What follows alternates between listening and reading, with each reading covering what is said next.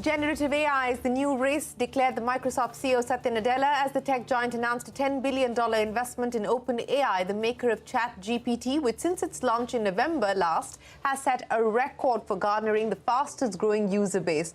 With over 100 million users now using generative AI platforms like ChatGPT every day, it's clear the potential of this technology is immense. Fun experiments have led to excited execution, with over 100 products being built using the ChatGPT interface in just the first week of March. And there is more to come, as Google, Meta, and pretty much every other enterprise rushes to keep pace with the revolution, which is set to change how businesses and common users like you and I can generate creative solutions to problems, from marketers crafting personalized campaigns to target every single customer, and bankers using generative AI to bank the unbanked, to influencers easily dubbing their content in several languages, and manufacturers overcoming design dead ends and cutting costs with better predictions. The new industrial churn looks like it is here. When we look at India, it is still an enthusiast market with impediments, many in the way to become an AI mature economy. As NASSCOM puts it, while the potential of generative AI, as we can all sense, is huge, it raises an urgent question for CEOs and CTOs in India. How can India Inc. approach generative AI and make it an effective part of corporate strategy with the necessary guardrails in place? As we also look at the possibility of job roles changing and skill sets being demanded as we move forward. Good evening. Thanks very much for joining us on this special edition of Eye on India. I'm Shireen Bhan. Joining me on Eye on India, Mohit Kapoor, Group CTO at Mahindra, Milind Nagnur, CTO of Kotak Mahindra Bank. Also with us, Rohini Srivastava, CTO at Microsoft India, and Mahesh Makhija, Tech Consulting Leader at EY India. Rohini and gentlemen, appreciate you joining us here on the program. Mahesh, let me start by talking to you about exactly this. I mean, how real is this move towards generative AI? I know everyone is pegging it as the next big disruption, as the next engine for growth as far as technology is concerned, but we have heard that previously about other disruptions as well. So when we talk about the adoption, and specifically in the context of India, what do you hear from CEOs and companies that you speak to? So I think, Shireen, there's a huge amount of excitement, and the boardroom is really exploded with interest in AI, not just generative AI, but AI in general. So every CEO is demanding of his or her team to come back, in terms of what are the use cases which can be implemented with this new technology. So if you're a SaaS company, you're trying to look at something like an in-app assistant, and that's going to become the way we deal, with apps. There's going to be in-app assistants which learn, and then those will generate, the kinds of signals which we will then start to, use in our use of those, technologies. If you're an enterprise company, and I'm sure, Milind and Mohit will talk about this, whole functions will get transformed. Customer service, case in point, for example, classic case for, generative AI. So there's a lot of POCs we are seeing in our client base, starting off to look at those kinds of functions. And then the tech world, right? That's one of the classic use cases, which is GitHub Copilot. We've seen a massive improvement in productivity when developers start to get these tools, right? Almost like a 30 to 40% improvement in productivity. There's statistics which say that if you look at the big tech companies like Google, etc., almost 6 to 8% of their code base is now actually generated code. So really good value potential. Obviously there are, the other part of it, which is things like hallucination, bias, copyright. All of that has to be, looked at. But I really think we're seeing the evolution of a new platform, and this platform is an API-driven platform. It used to be the big tech companies who had large access to data. They were the only ones who could use AI.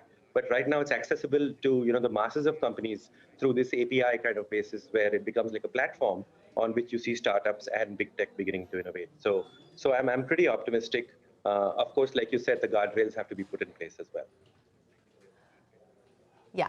Well, yes, the guardrails have to be put in place, as is the case with any technology and any innovation. But as you pointed out, there is plenty of excitement at this point. But Rohini, let me address that issue with you. As we just heard there from Mahesh, just about every CEO is talking about this. In my conversation with Satya Nadella, he truly believes that this is going to be the next growth engine as far as technology is concerned. Take me through how Microsoft is looking at this area of generative AI. What is it meant for the organization, and how do you see it evolving for the ecosystem? That's a great question, Shireen. I think As you rightly said, this is a new paradigm in AI. And as Mahesh was saying, AI is not new. And even generative AI technology has been developing. What we've seen more recently is this explosion of interest in the space. But if you kind of look back a little bit, the work in this space has been going on since 2017. It's a type of technology that is able to generate new content, like you mentioned, such as text, images, music, speech, code. What that means is that you are now not limited by the existing data or human input in that kind of output that is created, kind of content that is created. Now, two of my favorite applications of generative AI, one that Mahesh talked about is the GitHub Copilot, which is really an AI pair programmer that helps you write code faster with lesser work, offers you inline suggestions as you code based on context of your comments, and it's powered internally by the OpenAI Codex foundational model. The second really interesting one is how generative AI can be a huge productivity booster across functions of sales, service, marketing, commerce.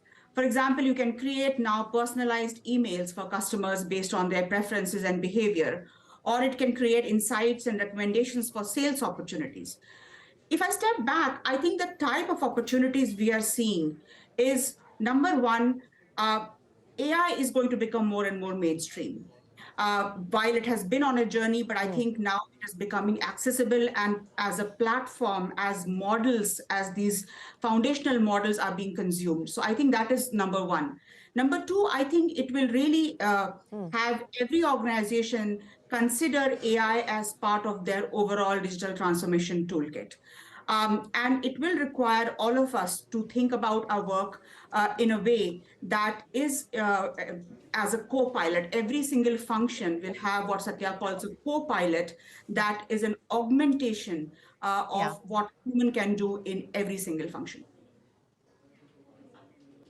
Well, yes, and I think that, that's another interesting question and another interesting debate to look at, whether this is going to augment and create more jobs, or is it going to displace people, because that is a fear at this point in time as well. But Mohit and Milind, coming to you with the point that Rohini made, that this is now going to have to be an integral part of every company, every enterprise's digital transformation strategy, digital transformation plan. Mohit, let me start by asking you, how are you incorporating this into workflow?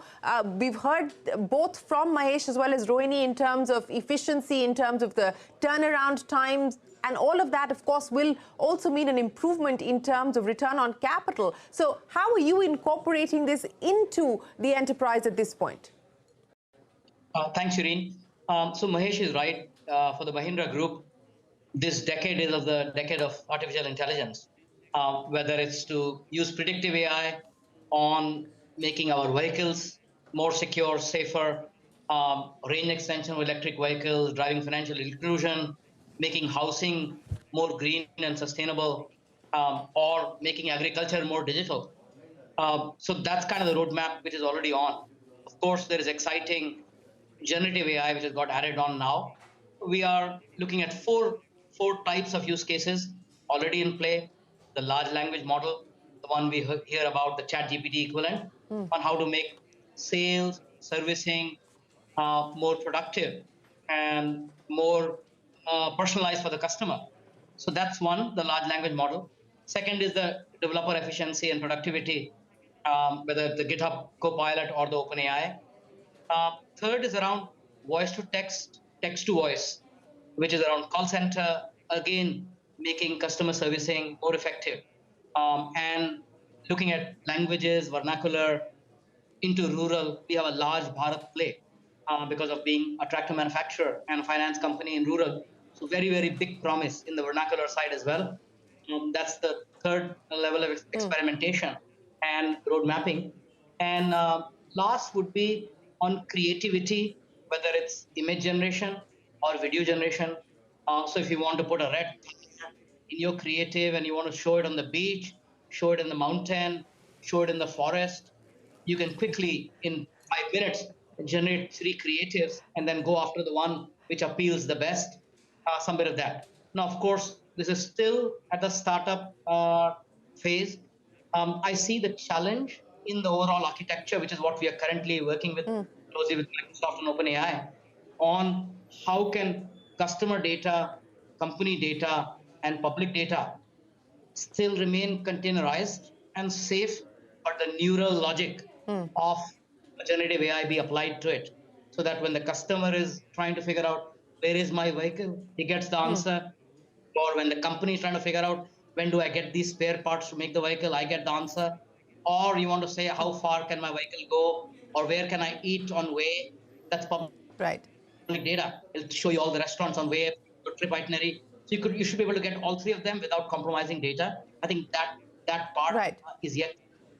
And the other thing, last comment would be around the biases which may creep in, etc., which is a standard AI thing to cater to. So we're working on all these lines, but very exciting, very promising equally. Well, exciting and promising, but would it be fair to say that on each of these pillars that you just spoke to us about, you're still in experimentation or pilot mode at this point in time for each of them? Yes, I would say pilot to adoption on the creative side, but on the large language model, we're training the bots, and the other two we haven't, and GitHub also we use. So I would say some are in the startup phase and some are in low-level adoption, but nothing at scale. It's just very new. It's just a couple of months old.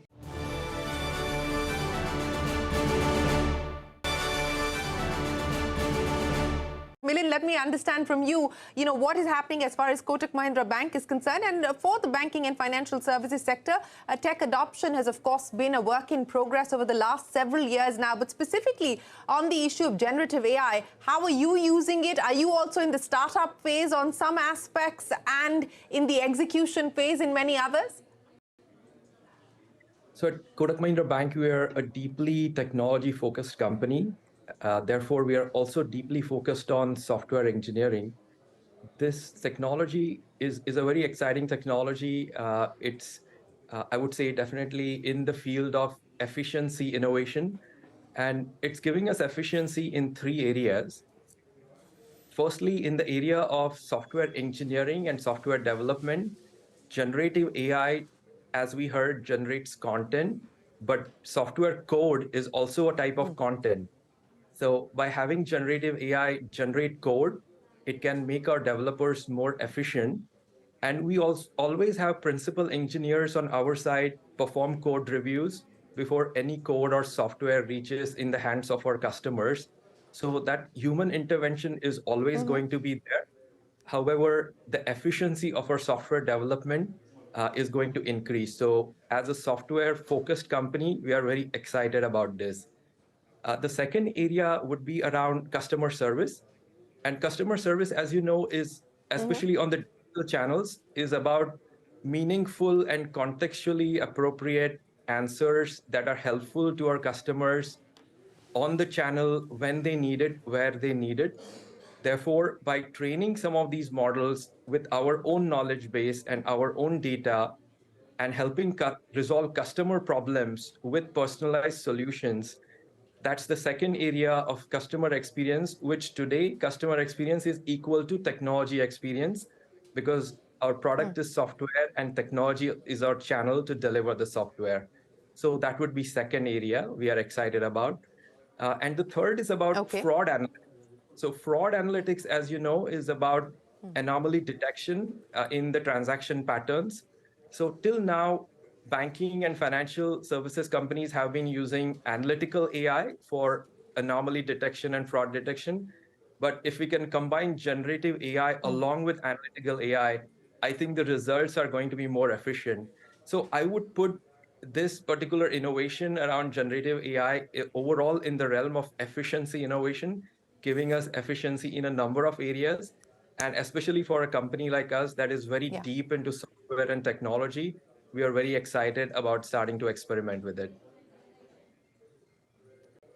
Well, yes, you're experimenting, as is Mohit at this point in time at the Mahindra Group. And, I think the efficiency argument is being made by each one of you on this panel. But Mahesh, let me come back to you now. And I think that was the point that Rohini made, that, is this a tool that will be used to create jobs, that will be used to assist people who are already in existing jobs at this point in time? Is it an augmentation tool, or will it in fact end up displacing people? And I think that is one of the big fears and concerns that people have as well. How are you looking at it at this point in time, Mahesh, in terms of what the impact and the implications will be from a workforce point of view?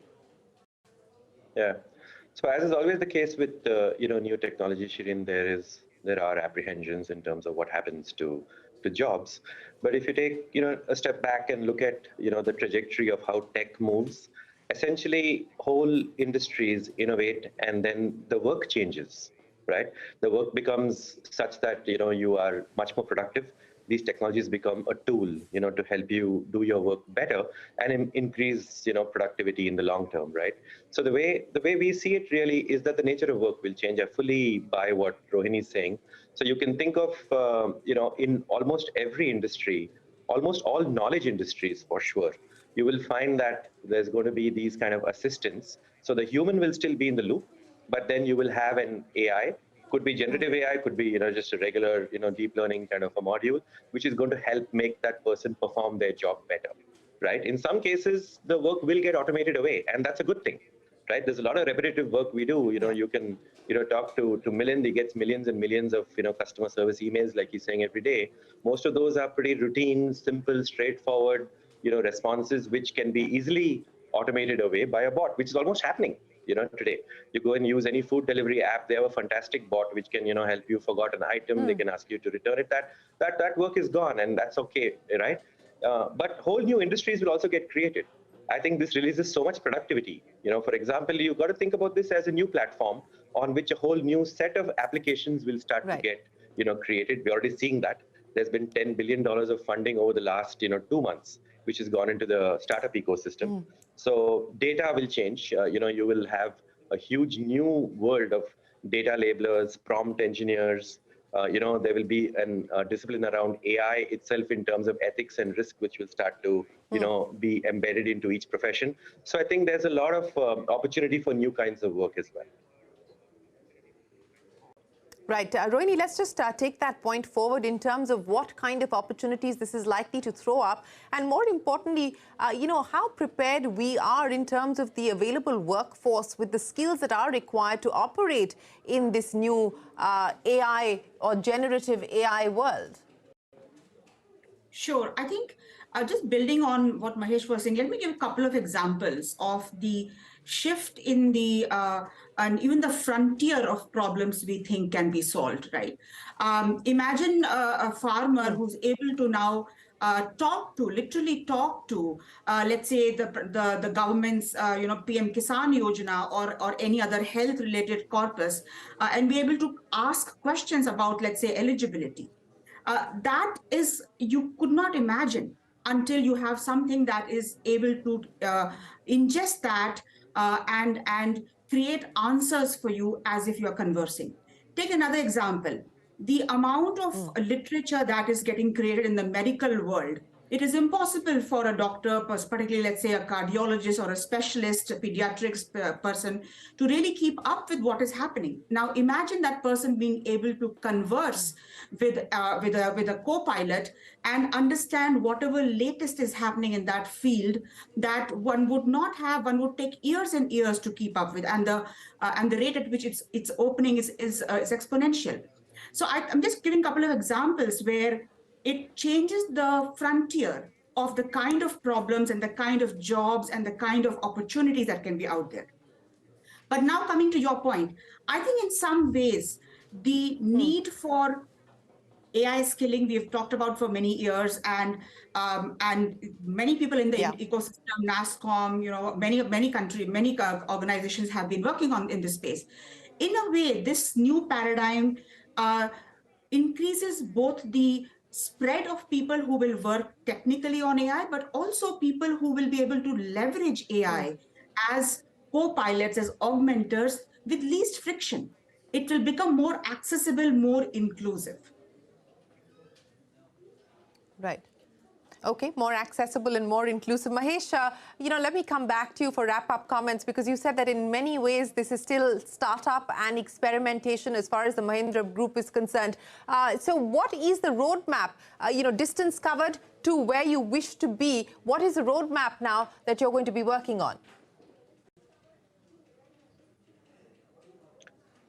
Mohit, I think that's for you. Yeah. So, Shireen, Sorry, Mohit, yes, for you. Question, I think. Yes. I think the roadmap is to decide on where not to use it, because you can get frothing in the mouth and really get excited about trying to implement it all over. So I think we are trying to focus on servicing creatives as the main areas to start with, and vernacular and large language models to expand our reach in the rural markets, and lead generation and personalization, sticking to that game plan and then trying it out and making it at scale, and the architecture, which I spoke about already. An example comes from mind on, if somebody were to ask a symptom of a heart pain, you say, hey, I think I'm having a heart pain or pain in my chest. You don't want to have a long conversation on what could it be. You immediately want to stop and say, please go see the doctor. Yeah. Similarly, we need to see where to apply it, where not to apply it. That's how we're going ahead, actually, looking at the risk model. Okay. Thank you. Okay, looking at the risks, where not to apply it is what you're focused on. Milind, what about you? What are the focus areas? What are the imperatives at this point in time as you roll it out? The three imperatives are the triple H problem, which the AI researchers are also trying to solve to make this technology more mature. And the three H's are that the answers provided should be honest, helpful, and harmless. So in terms of honest, that means that the responses provided must be factually 100% accurate at all times, which I think AI is well suited to, as well as generative AI, assuming that the model training and the input data sets are correct, which we can ensure.